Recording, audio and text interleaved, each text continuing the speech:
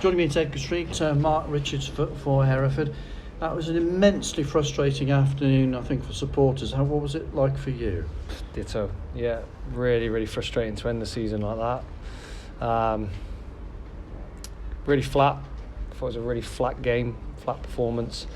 Thought we actually created quite a few chances but didn't take any of them. The difference was 2 set pieces in the end, in terms of the corner for them and the wide free kick which they got the penalty from.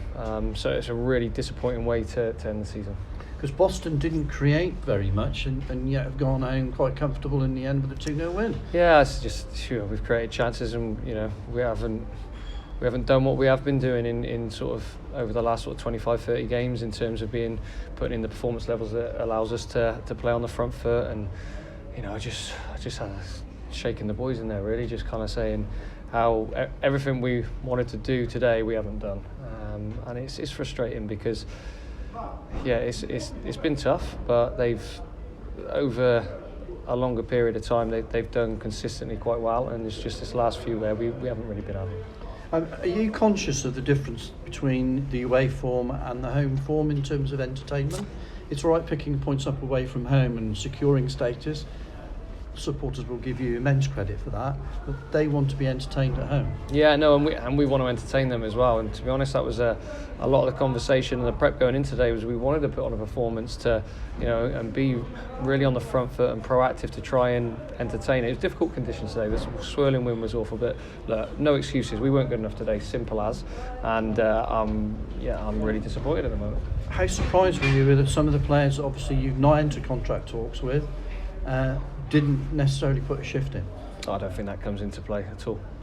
It's nothing to do with the performance today. It was they were a bit flat, and we were flat across the whole team, whether that was contracted players here the next season or non-contract players. So that hasn't come into play at all. It's just frustrating that we didn't get to the levels where we've been.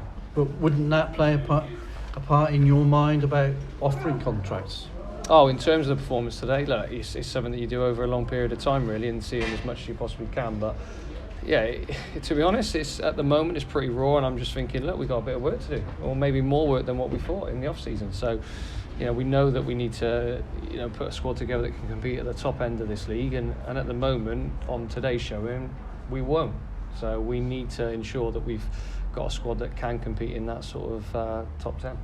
Having seen the lie of the land, as it were, now in the National League North, in terms of budgets, do you feel that you're going to have the budget to compete right at the top next year? Yeah, I'm confident we'll have a competitive budget. So players that will likely to come in, are they from this division and competitive players that you've already identified? We want to identify players that can play at this level and higher. So, that's in terms of our recruitment, is trying to bring in players, like I said, that can be at the top end of this division. If they can play at the top end of this division, you've seen with the teams that have gone up to the National League, they've been competing at the top end of the National League. So if we recruit players that can play at the top end of this division, then we should be, confident that they can compete at a high level as well. Thanks for your time. Thanks, guys. Cheers. Can I ask you when you intend to release your retained list? I haven't decided that as of yet, but so I can't give you a date on that one. What criteria do you mainly use? Because obviously I presume players that are good enough to play at this level and higher. Simple as. Yeah. Sorry, you just caught me a bit of a tough time, really. We've been good. We've been good over 25-30 games. If you look at it in terms of a longer period of time, it's just today's really frustrating. So at the moment, no date on that.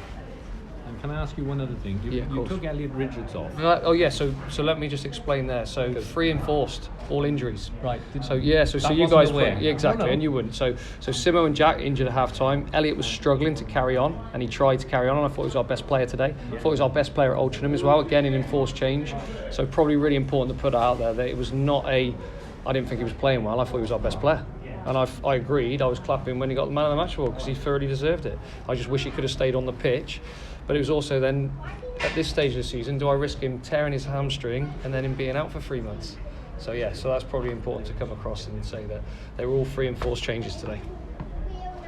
And how many of them players that are out there today do you envision starting next season? Well, that's a difficult question, you know what I mean? Even go week to week in terms of your team selection of who's going to be in that 11. So difficult to say at this time. Okay. Cheers, Thank guys. you very much.